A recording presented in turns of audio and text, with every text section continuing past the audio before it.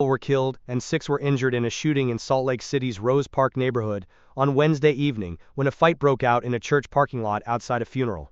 The shooter or shooters remained at large as of the latest update from police at 11 p.m. The situation still is very fluid. At this point, we know that there are at least 8 victims. I can confirm that 2 of them have died. 3 of them are critical condition, and 3 others are in unknown condition, said Salt Lake Police spokesman Glenn Mills. All of the victims are adults, Salt Lake City Police Chief Brian Redd said late Wednesday. The shooting happened at a meeting house of the Church of Jesus Christ of Latter-day Saints at 660 N Redwood Road about 7:36 p.m. When police and firefighters arrived, the suspect or suspects had fled, Mills said. The suspect vehicle, described only as a gray or silver car, was last seen going north on Redwood Road. The search perimeter was set up from 500 north to 700 north on Redwood Road, extending to the Jordan River. One person was seen being taken out of the meeting house in handcuffs and was loaded into a police vehicle just before 10 p.m. Police later confirmed 2 people were briefly detained for questioning in the investigation. Mills said he couldn't provide information about suspects, and police were trying to figure out the number of suspects. Residents were calling police with good, solid leads, Mills said. Police are still investigating whether the suspect or suspects were attending the funeral. Some of the gunshot victims were taken by a private vehicle to a hospital and dropped off before police arrived, Mills said. Redd said police do not believe the shooting was a targeted attack against a religion, or that it was random. The police gang unit was also at the scene investigating, he said.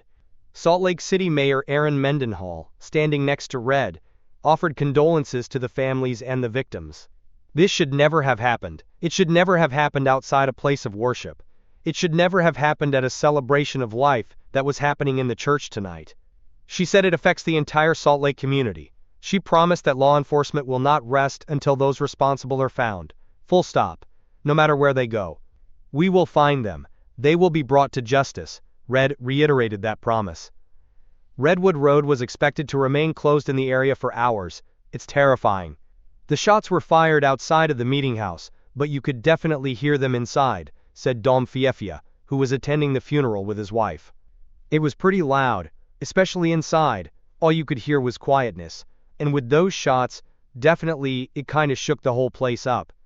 Fiefia and his wife were kept inside the building, with as many as 200 other attendees, while police set up a perimeter. Other bystanders at the scene told KSL they were waiting to hear if their family members who had been at the funeral were safe. 2 Tongan Latter-day Saint wards attend that meeting house, according to the church's website.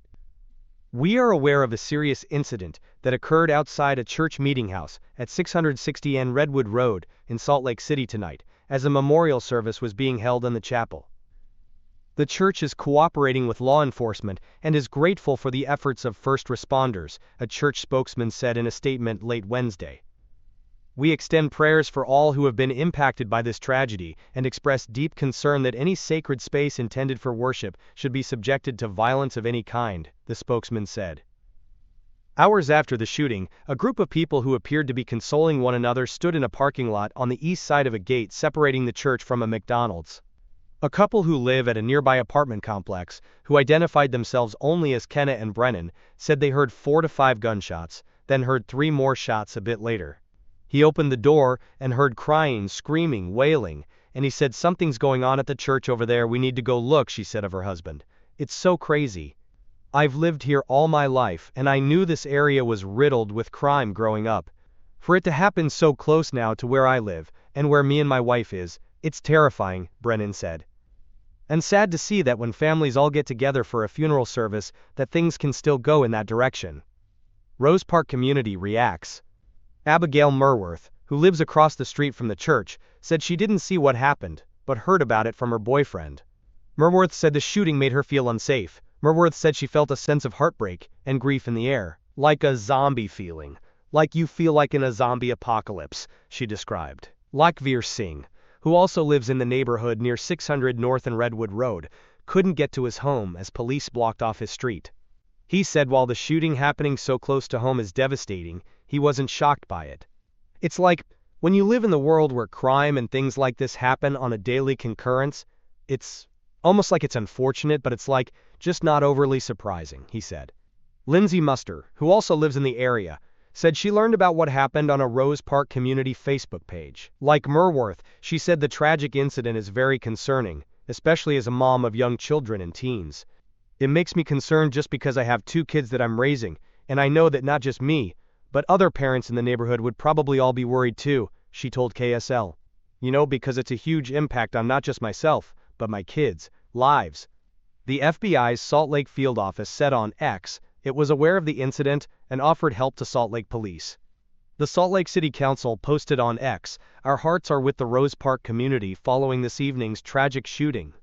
At SLCPD is actively investigating and will share updates as information becomes available. We encourage residents to follow official sources for accurate and timely information. Utah Senator Mike Lee also posted on X, "Join me in praying for the victims of such senseless violence and all the families of this church. Please contact local law enforcement."